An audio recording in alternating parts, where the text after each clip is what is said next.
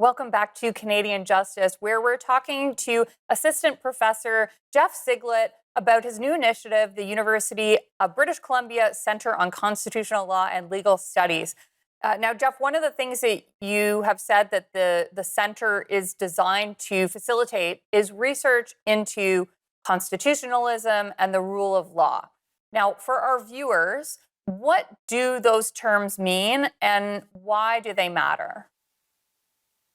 This is a very deep question that is really going to have me thinking more in the morning here in British Columbia than I'm used to, maybe. I think constitutionalism, both of these terms, constitutionalism and the rule of law, are not neutral. They're not value neutral terms. They're terms that come laden with commitments that we can think of broadly as in the liberal democratic tradition.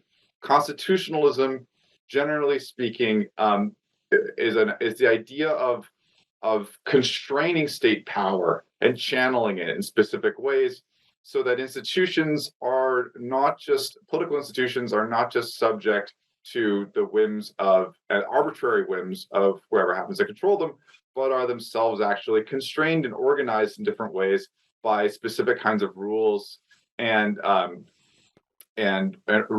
rules that involve coordinating and ordering institutional power in ways that maybe restrain state power and channel in specific ways. Now, that's a kind of that's trying to not get too controversial about the idea, because then, of course, we try to nail it down a little more narrowly. We start getting into very specific views. There's very substantive views of what constitutionalism is, and I don't want to have my own view and preference about how to think about that, but I admire and respect people with very different conceptions of it.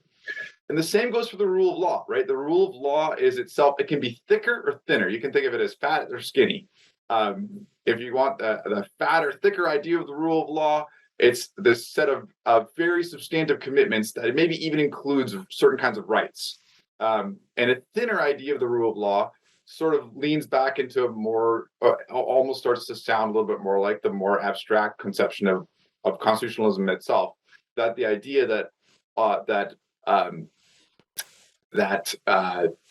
political power will always be subject to specific kinds of rules that ensure that proper procedures are followed, and that can be quite thin insofar as you could just have the idea that, well, you need to always have a very thin idea of due process. And you can think of the rule of law as, I think, has actually traditionally been understood and associated with that idea of due process. And the more substantive version of it has been sort of theorized and developed as certain courts have famously articulated ideas of substantive due process. Right, this is a substantive idea of the rule of law. It's actually existed in jurisprudence, not just in legal theory. Now, these principles are sort of fundamental to liberal democracies. They are not necessarily a right-wing or a left-wing ideological conception. Can you explain how the concepts of constitutionalism and rule of law fit along that political spectrum, if at all, for our viewers? Well, the way that constitutionalism and the rule of law don't quite align with right or left-wing ideology or the particular views of particular conservative or liberal partisan political parties of the day.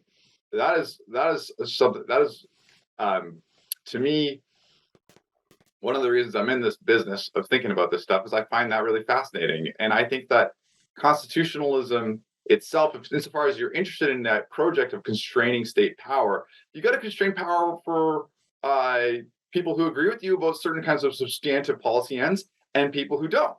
You have to design constitutions such that power will not be used arbitrarily, just depending on who agrees with you as being in power, right? And same goes for the rule of law. The rule of law, if it means anything, it doesn't just mean that when your team's in charge, the rules are what they say they are. It means that there's some conception of what kind of procedures and processes apply to whoever is in power. And these are principles that are so foundational, and they get lost. They get really lost in our increasingly polarized world. And I think it's so important to remind all of our viewers about these foundational principles. And I think that that is one of the amazing things about the research that your new center is going to be undertaking. I'm so excited about it. And I'm so excited that I'm going to be listed as a center associate. What we're going to talk, we've got to go to break, but when we come back, we're going to talk about who the center associates are, who the research associates are, and what all of that means.